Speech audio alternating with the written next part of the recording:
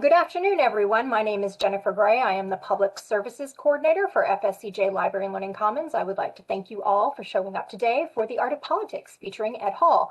A couple of things before we get started. Just a bit of housekeeping. First of all, you may have noticed that you're muted. You're going to stay muted. Sorry, we've all heard too many people chewing this year on WebExes, and we're not going to do it today out of deference to our speaker. I also have your cameras turned off. If you do turn your camera on, I'm going to switch it back off just so we can keep the screen clear for the presenter so everybody has a nice, clear view of both him and his slides. They're beautiful. You'll thank me later. Trust me. If you have questions, please put them in the chat. We will get to them at the end of the presentation. There will be plenty of time for Q&A. And then, as always, our continuous disclaimer, because we are touching lightly on topics such as politics today, we just have to say that the Library and Learning Commons and FSCJ do not necessarily endorse the views and opinions of our speaker. He's got his own mind. He's going to speak it. And we respect that, but that doesn't mean we agree. Anyway, so we're going to go ahead and get started today, and I would like to introduce to you Jacksonville native Ed Hall, who received his degree in graphic design at UF, as well as an MFA in painting from UF. While in college, he did do the political cartoons for the Florida Independent Alligator, which is UF's school newspaper. He worked at several weekly publications around Jacksonville before settling in at the Baker County Press, where this year he is celebrating his 30th anniversary, he told me today. His work has been featured in the Washington Post, the LA Times, and USA Today, not to mention several international publications. He's a member of Cartooning for Peace and the current vice president of the Association of American Editorial Cartoonists. Ladies and gentlemen, Ed Hall. Thank you so much for that introduction, Jennifer. Good afternoon, everyone. The first time primitive man picked up a chunk of charcoal and drew his friend on a cave wall being chased by lions, editorial cartooning was born. The drawing was the cartoon, but the editorial message that all the other cavemen were laughing at was, "Don't mess with lions." Skip ahead a million years or so, and you get Leonardo da Vinci doodling vicious caricatures in his notebooks. Leonardo was one of the first artists to understand the true power of exaggeration in drawing, and his caricatures show this. If we skip ahead a few years more, we see the French doing the very same thing to the monarchy and their government officials. One of the greatest champions of French cartooning was Henri Daumier. A printmaker, painter, sculptor, and impeccable draftsman, Daumier produced what are commonly considered to be some of the first real published editorial cartoons. Borrowing printmaking techniques from the Germans, Daumier found that he could mass-produce images by way of lithography and build a huge audience. Here, we see a satirical attack on the courts and lawyers of France.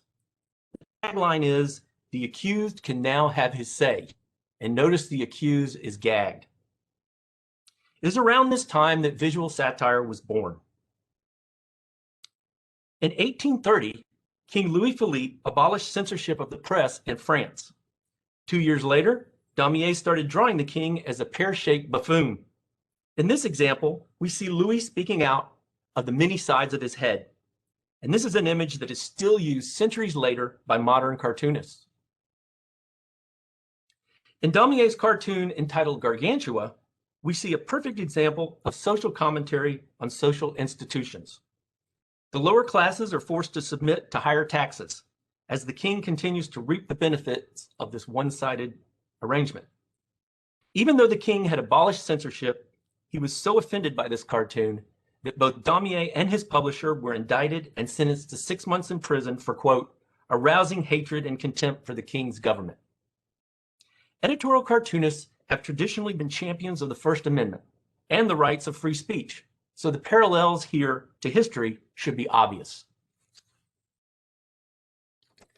In America, in 1754, Benjamin Franklin penned what is widely considered to be one of America's first editorial cartoons. Join or Die shows the severed colonies represented by a sectioned snake. Franklin used this cartoon to garner support for a political plan to rejoin them. But American political cartoonists really gained traction during the Civil War, when American artist Thomas Nast used the format to blast the infamous Boss Tweed. Tweed was a New York senator and leader of the infamous Tammany Hall. He was corrupt and he had a huge and devoted following. Sound familiar? Of Nast, Tweed reportedly said, "My constituents don't know how to read, but they can't help seeing them damn pictures." Nast's relentless needling of Boss Tweed is said to have helped bring down Tammany Hall and end the corrupt career of one of the giants of turn-of-the-century politics. It is not widely known, but Nast also invented the modern image of Santa Claus, seen here in full regalia, pipe in hand, and carrying his trademark sack of toys. In addition, Nast was one of the first cartoonists to use animals extensively in his cartoons, and he is actually credited with the representation of the donkey as a Democrat and the elephant as a Republican. We'll touch on this again in a bit, but giving animals human-like characteristics continues to be a common weapon in the modern editorial cartoonist arsenal. From the late 1800s and into the 20th century, newspapers thrived and became more and more powerful. Newspaper publishers would vie for the talents of the most hard-hitting editorial cartoonists, many times paying big money to lure them to their papers. The 20th century is seen by many as the golden age of political cartooning in America, and greats such as Bill Mauldin, who fought and sketched throughout World War II, epitomized how editorial cartooning had grown into an art form all its own. Mauldin was a real character. He landed on D-Day, fought against fascism, and gained fame as the cartoonist for the military's Stars and Stripes newspaper. While there, he developed two of the most iconic figures of World War II, Willie and Joe. These two sad sacks bucked authority and complained about the poor conditions the troops had to endure. This made Mauldin a favorite among the troops and foretold his future as an award-winning editorial cartoonist who stood up for human rights. Here we see a commanding officer insisting that a machine gun placement was no longer in place, and the lowly grunt insisting that it was, as witnessed by the bullet holes in his helmet. Mauldin's experiences in World War II prepared him for a career as a civilian cartoonist when he returned home. Upon returning to America, he won a Pulitzer Prize for this Chicago Sun-Times cartoon done immediately after the Kennedy assassination. It shows the statue of Abraham Lincoln, head in hand, weeping over the fallen president. I'm certain that the connection between the two assassinated presidents was not lost on the Pulitzer board. Many people are not aware that before his fame as a classic children's book illustrator, Dr. Seuss was also an accomplished editorial cartoonist. Given our current situation at the southern border, this cartoon seems as timely as ever. And the wolf chewed up the children and spit out their bones, but those were foreign children and it really didn't matter. Notice the message on Grandma's sweater? America First should be very familiar to anyone following politics today. All through the 20th century, cartoonists such as California's Paul Conrad honed a graphic style which emphasized crosshatch lines and bold areas of black and white. Crosshatching is still very popular today, and I actually still use this graphic technique in many of my own cartoons. In this Conrad cartoon, we see Ronald Reagan and his apparent addiction for war as he shoots up with a machine gun. Also notice in this Conrad obituary cartoon for Stan Laurel, the heavy line and value contrast that helped set Conrad apart from other cartoonists of the time. We'll be talking a little bit more about obituary cartoons in a minute. More recent cartoonists, such as Pat Oliphant, emphasize a looser, more artistic approach. Here, in his image of Uncle Sam shortly after the 9/11 attacks, he uses a more sketchy line, which adds a certain vibrancy to the cartoon and reflects the impending action. And then there is the late, great Jeff MacNelly. McNelly also spent much of the century racking up Pulitzer Prizes. His style melded elements of both the past and present cartoonists into an almost universal style that has been copied by little before his death in 2000. Here are a couple of his cartoons to give you some idea of his style. Free. Tax cuts. Insert grandchildren here. Notice again the use of cross-hatching and bold use of value in the bottom right-hand corner. And here's an example of his exceptional line work in an illustration entitled Frankenstein, Patent Pending. This cartoon still cracks me up. And we can draw a direct line from Mcnelly's version of Frankenstein to my own version of Frank and Trump. In my version, we see the Trump monster created by the Republicans and still owned by the Republicans. So as you can see, the power of editorial cartoons goes way back. And what we do is important.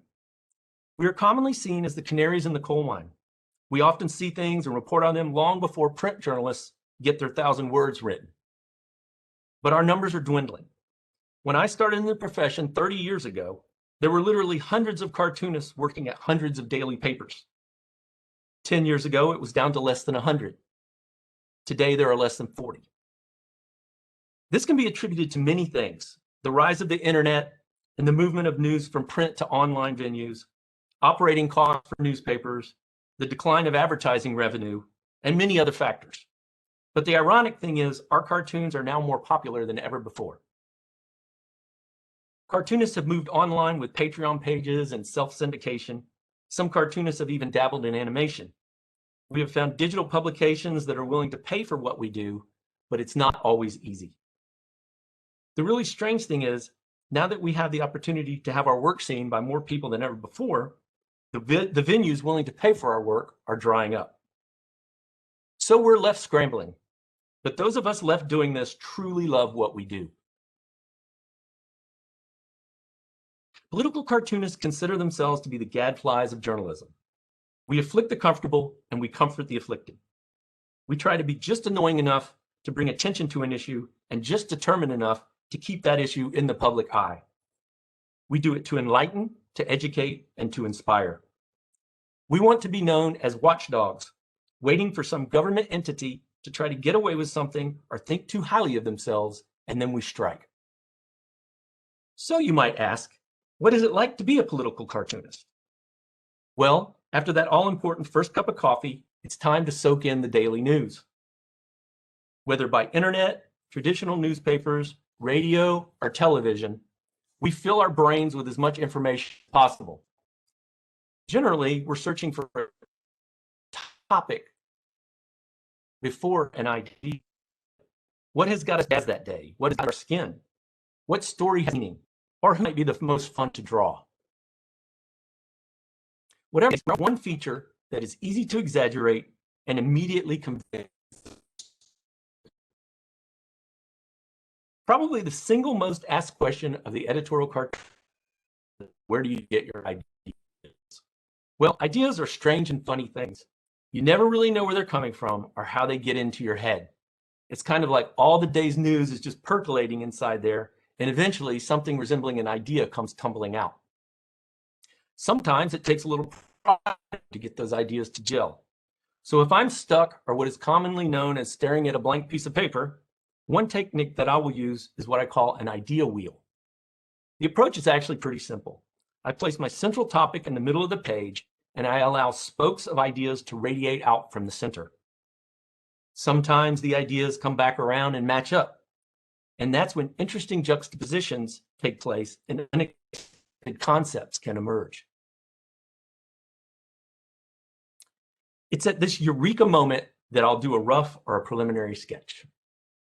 My roughs are done in pencil on printer paper, and I use these quick sketches to lay out the drawing, make sure that everything is spelled correctly, and occasionally run it by my editors. Then I'll start the inking. As you can see, my roughs are pretty close compositionally to the final ink cartoons. Sometimes I'll color them, and sometimes I'll add a line screen or a tone, as I've done here. Recently, I've started drawing my cartoons on a tablet, and here's an example of a couple of those. The process is pretty much the same, only without the eraser crumbs, the charcoal on the side of your hand, or the ink spills on the carpet. Here's another one. drawn on the iPad, which pays homage to Dr. Seuss and also is a commentary on the recent censorship of his work. One common misconception is that it must take forever to draw these cartoons. For some cartoonists, that might be true, but for me, I find that I generally spend about 10% of my time drawing, inking, and coloring the cartoons. The other 90% is spent thinking them up and on research. I'm trying to come up with a quality, meaningful opinion about my chosen topic, something that is important to me and therefore hopefully important to the viewer. So how does editorial cartooning fit within the lexicon of cartooning history? Well, cartooning consists of basically 5 or 6 categories. Category 1, gag cartoons, otherwise known as joke cartoons. These are the single panels that you might see in the New Yorker magazine. A guy takes his wife to the return desk or something like that. Here we see a guy newly arrived in heaven, only to meet his dirty friend, and he says, well, you were right, neatness did.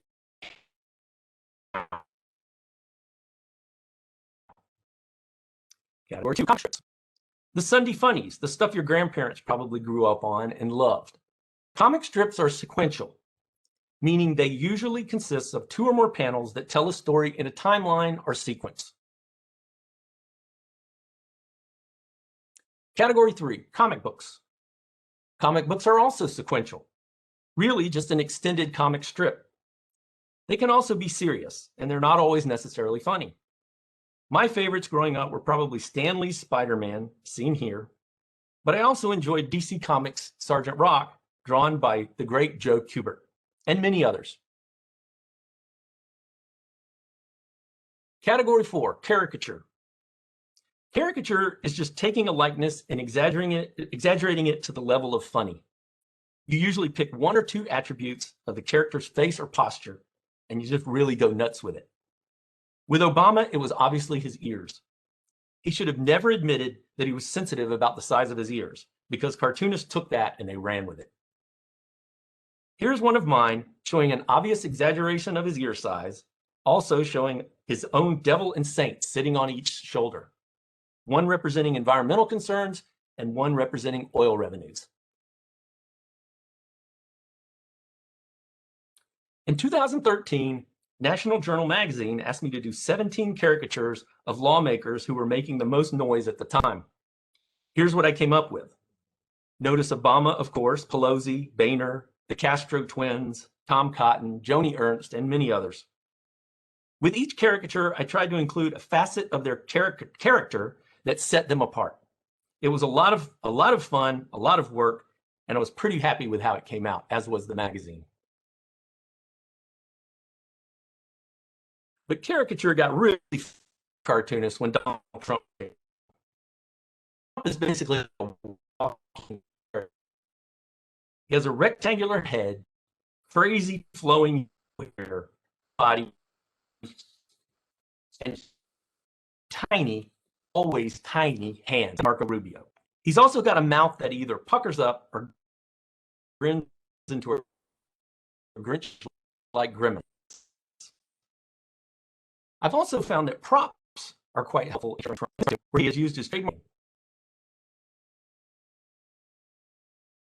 I'm also working on my Kamala Harris, shown here getting the best of Mike Pence during the 2020 debates. Mommy. And of course, there are the Bidens. The Bidens love their dogs, and he loves his aviator shades. So I decided to combine the two and even caricatured the dog with the shades on. And finally, category 5, the best, the greatest, the most interesting of all the cartoon genres, editorial cartoons. Editorial cartoons are great because they incorporate aspects from all the previously mentioned genres, and they make people think. Editorial cartoonists are artists, journalists, commentators, and hopefully funny people. Trump had a history of bending the truth to suit his needs. And once again, here we see him changing the Time magazine cover to read me. Now I'd like to show you a few more examples of my work and explain how the other cartoon genres can be incorporated into editorial cartooning. I'll also talk a bit about how cartoons fit geographically across the globe and discuss issues locally, statewide, nationally, and internationally. Let's start with local cartoon. Here we see an example of how a national issue, like the dangers and unknown risks of vaping, can also be important on a local level. Notice how I've used the smoke to form question marks.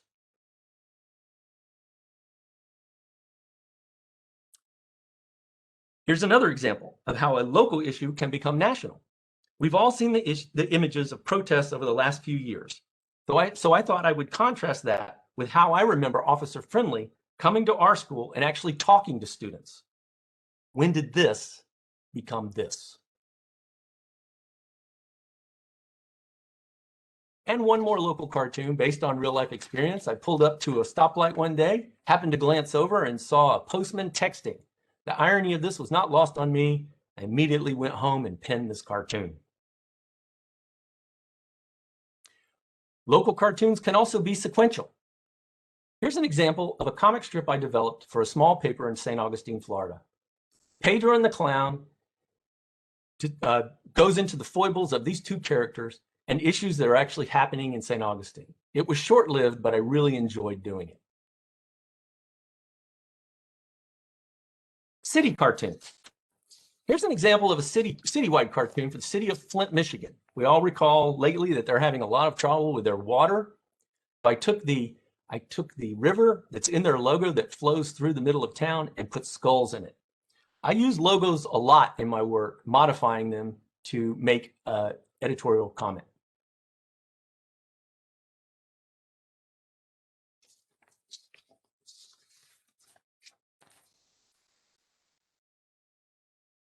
State cartoons. Hanging chads were a big part of the 2000 election. And since then, it seems like in almost every election, Florida has played a vital role in the vote and in the election. So I basically showed it showed Florida as America's perpetual hanging chad.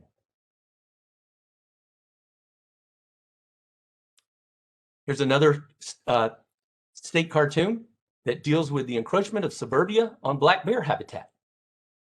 Lately, we've seen this happening more and more as well, as black bears start to show up on people's patios and in their backyards. Carrying on with the bear metaphor, this is when Trump went to California to inspect the fire damage, told them to rake the floors, and Smokey set him straight as to what the real problem was. National cartoons. To start out this category, I wanted to use a couple of throwbacks to Thomas Nast and use in his use of the donkey and the elephant. For this first one, I used a bicycle built for two going in opposite directions, which reflects exactly what's going on in Washington right now. Here's another one using the donkey and the elephant at Thanksgiving time, but notice who the turkey always ends up being.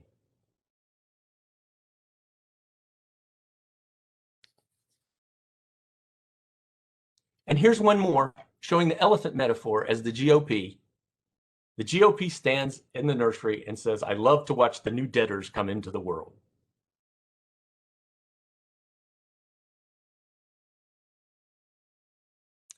And one more using a logo on a national cartoon. I took the National Security Agency's logo, the eagle on there, and had him spying on this poor fellow who's probably just texting with his girlfriend.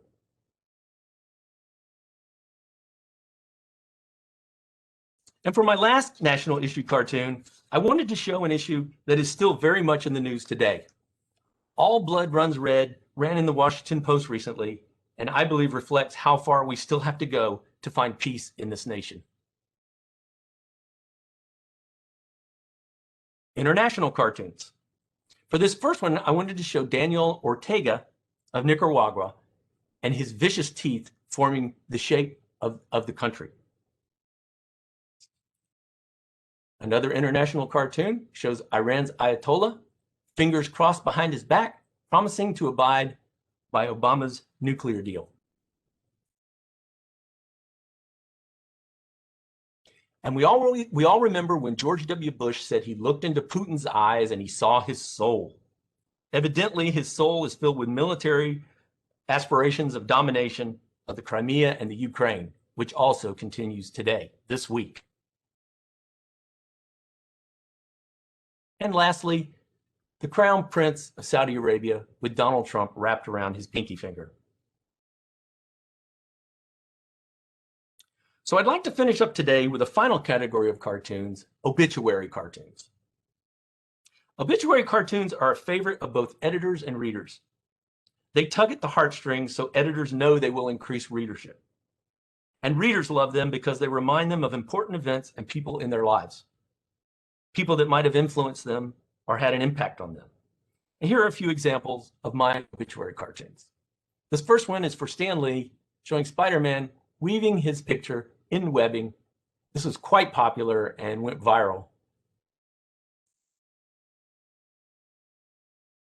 Last year, on the anniversary of John Lennon's death, I did this caricature that I wanted to use one continuous line without stopping to create his face. Kind of an homage to John Lennon. And speaking of homage, I also last year, when Ruth Bader Ginsburg passed, I used her white collar as an homage on her passing. And sometimes an homage cartoon can even travel all the way to the Supreme Court.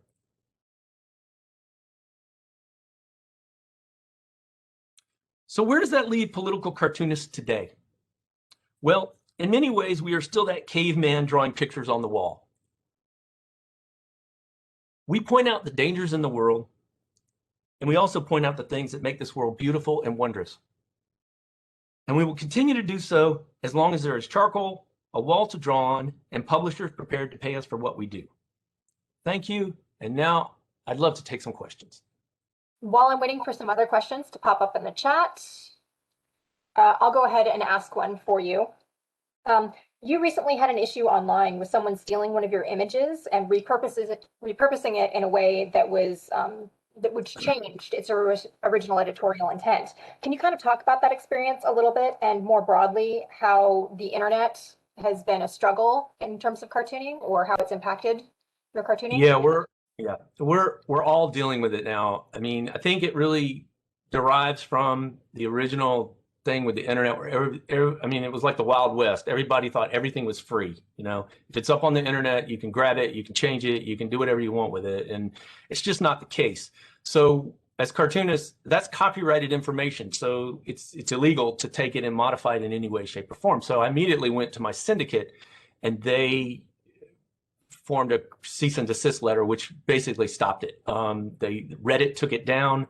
I believe they may have even taken the person's account away from them. And it's not the first time it's happened with me. I've had to do it on Facebook as well. They've shut down complete pages on Facebook because they've done this with me before. So there are ways to go about it in Facebook. It's kind of a roundabout way, but you can get things like that taken down, especially when you start complaining about copyright law, because it's copyrighted, and they're basically infringing on my syndicate's ability to make a profit on copyrighted material.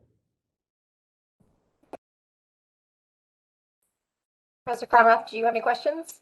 Thank you. Sorry. Hey, there he is.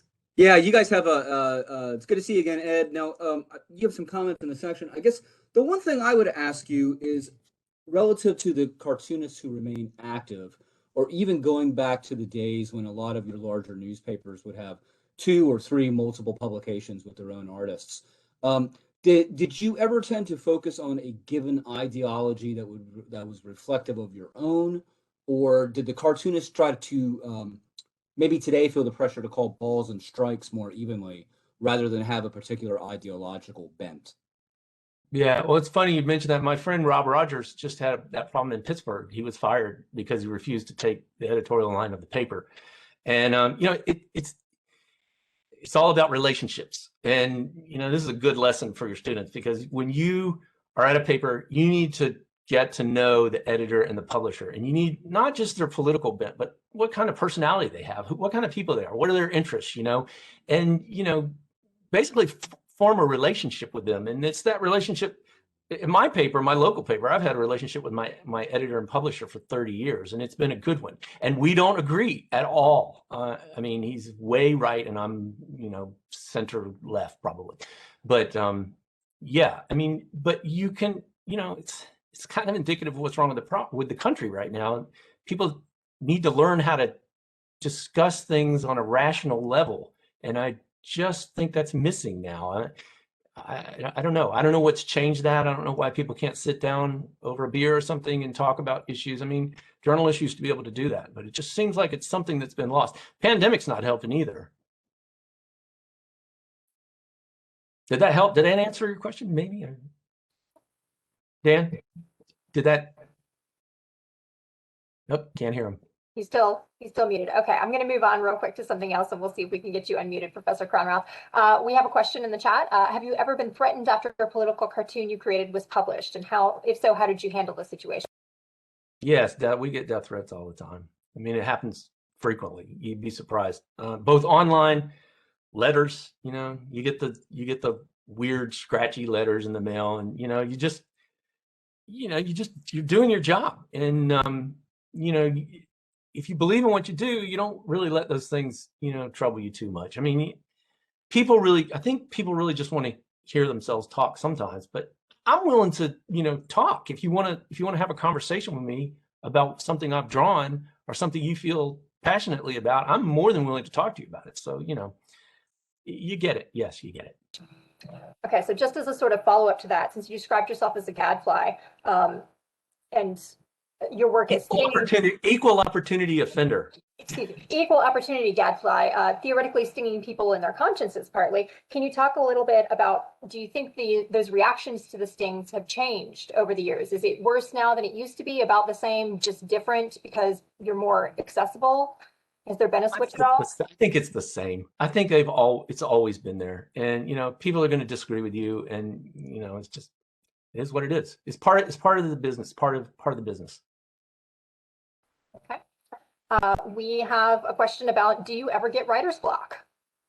Oh yeah. Yeah. I mean, that ideal wheel doesn't just work for cartoonists. It works for writers. And, if you're writing an article, sit down and do that ideal wheel, because it can really help, because you never know two things that are going to come around and match up that'll give you an idea for your article or whatever your op-ed or whatever you're writing. It's just a really great way to break through the fog.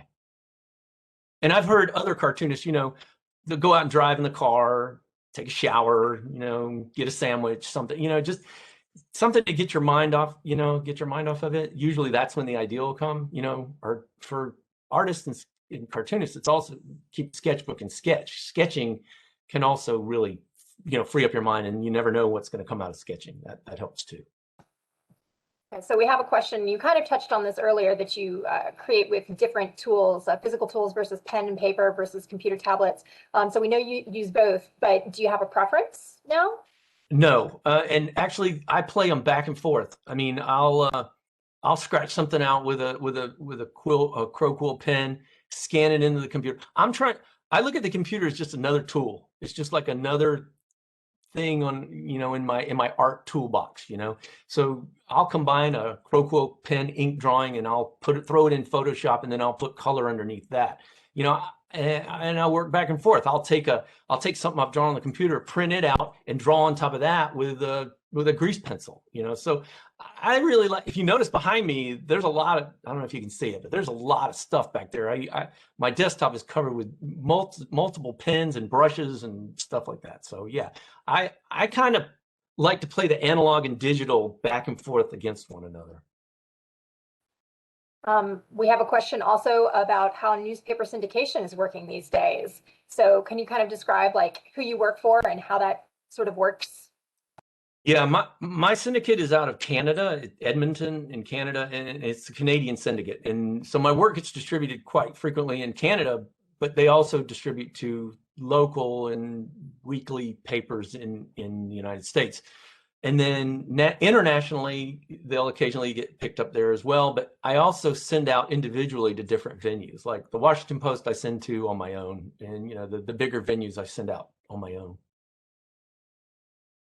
And we What made you have, decide to become a political cartoonist versus, well, I started out as a studio artist. It's funny. I started from the art side. I didn't start from political science side, which is kind of strange. I'm probably one of the few that's done that.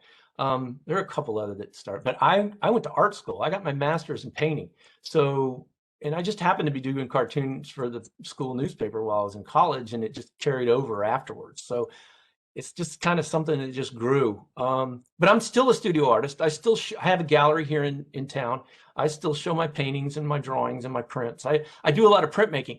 And lately, I've found that my printmaking has spilled over into my cartooning. So you guys that want to go and follow me on Facebook, you'll see if you go back. I've been doing some